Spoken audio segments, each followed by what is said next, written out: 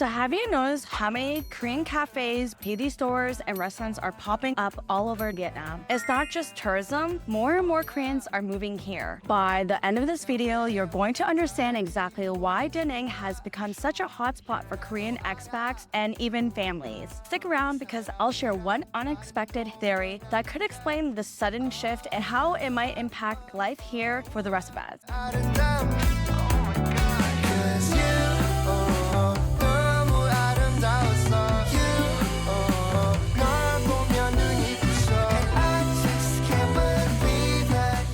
When we first moved here, we honestly had no idea how much the Korean community has grown. It wasn't something you could even find much info about online. It's something you notice once you're living here. Walking the streets, visiting the shops, seeing Korean barbecues, beauty salons, even Korean grocery stores popping up. Whoa, oh, oh.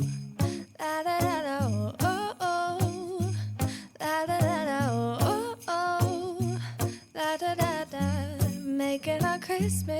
If you're new here, I'm Mai, a Canadian expat living in Vietnam with my family. In today's video, we're diving into something that a lot of people have been whispering about, but no one seems to be explaining. Why are so many Koreans moving to Danang? We'll talk about the surprising history behind this trend, what the Korean presence means for expats and locals, how it might change the future of Danang. Let's get into it. So number one is the quiet shift from Chinese tourism to Korean investments. Let's rewind a bit. Danang attracts a large number of Chinese tourism, but over the past few years, especially with the border changes and geopolitics tension, Vietnam quietly tightened restrictions on Chinese travel and investments. Around the same time, Korean influence began to rise. Hotels that were once Chinese-owned, now Korean-owned. Cafes, spas, K-beauty shops, and even real estate agencies started popping up, run and staffed by Koreans. In fact, I recently filmed a hotel project here in Danang.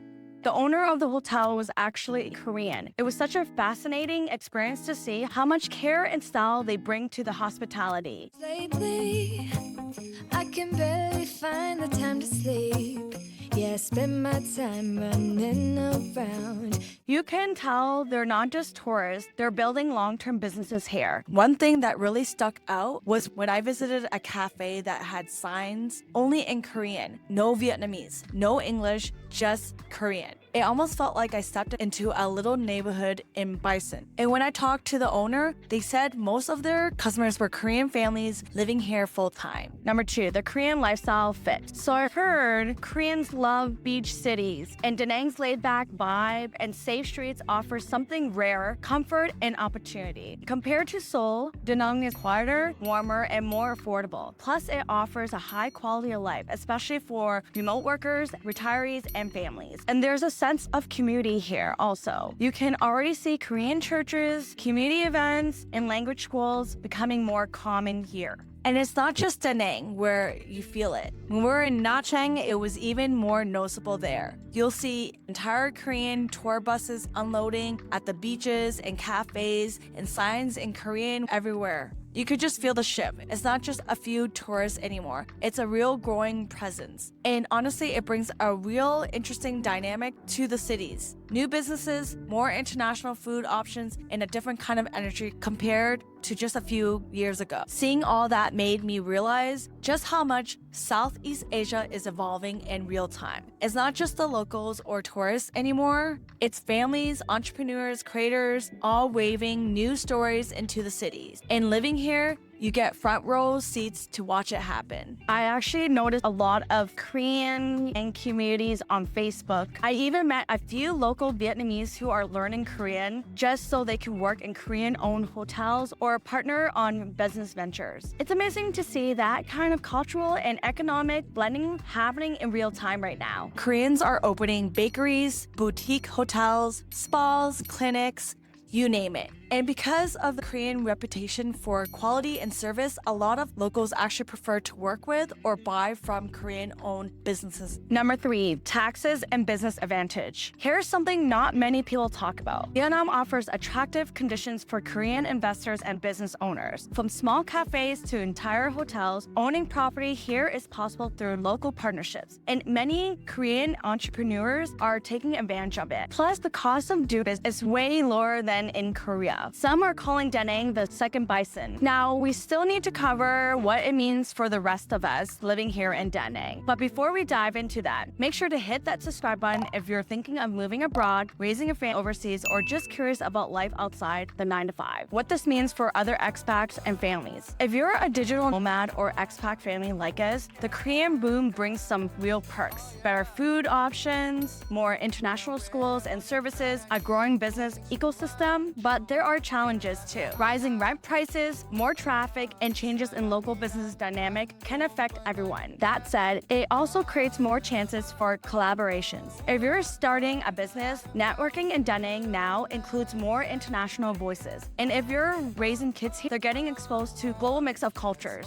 Vietnamese, Korean, Western, and more. One of our favorite things is walking An Thuan area, An Thuan, I can never say it right, Thuan area, and hearing the different languages just between two cafes. It gives the city a modern, involving feel, even though it's still so deeply Vietnamese at heart. We live near the beach, and honestly, we love seeing Korean families walking to cafes, chatting with vendors, and being part of the neighborhood. The kids notice the Korean language signs and music, and it becomes a talking point of our homeschool lessons. We even started learning a little Korean ourselves with Lingopie. This video is sponsored. So Lingopie is a language learning platform that teaches through K-drama, variety shows, and real-world dialogue. One thing I love is that you can click on any word while watching to get an instant translation, and it saves it automatically for review later. It makes picking up new phrases so easy and natural without interrupting the show. I love it doesn't feel like studying. It feels like relaxing and watching TV, but you're actually absorbing the language in a very fun way.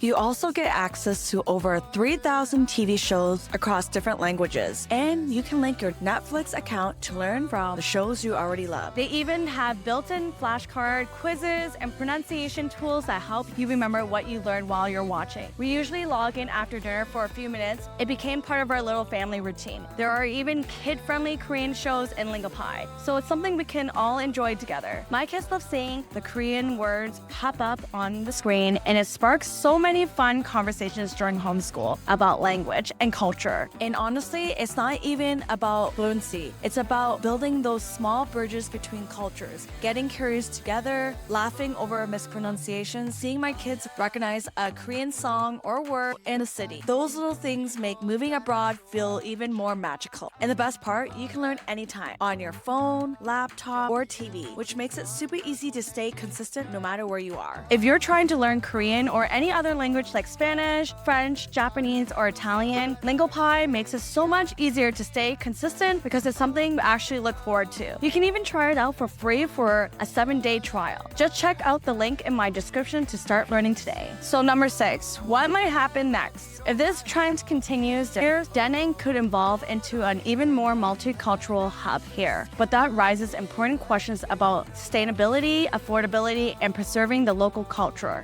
Something we should all be thinking about, especially those of us who are choosing to raise our families here. I wonder, will Korean food become a staple in Danang the way pizza or pho is? Will we see bilingual schools offering both Vietnamese and Korean programs someday? It's fascinating to think about where it could lead. I sometimes wonder what Danang will look like in 5 years. Will it still have the same sleepy charm we love, or will it feel more like a resort town built for others? The balance between growth and authenticity is something I hope we can all be mindful of, whether as investors, families, or creators. Still, this season in Danang has been one of the most enriching experiences we have had. Watching cultures collide in such an organic way reminds me why we chose this lifestyle in the first place. Join my free community, Aesthetic Living Collective, your go-to space for expat living guides, travel tips, and community chats to help you create an abundant life abroad. Links in the description. And that's all for today's video. Thanks for watching. If you love this one, you should check out this where I share what it's really like to move your family to Vietnam from Canada. We talk cost of living, home tours, and more. Let's grow, glow, and flourish together.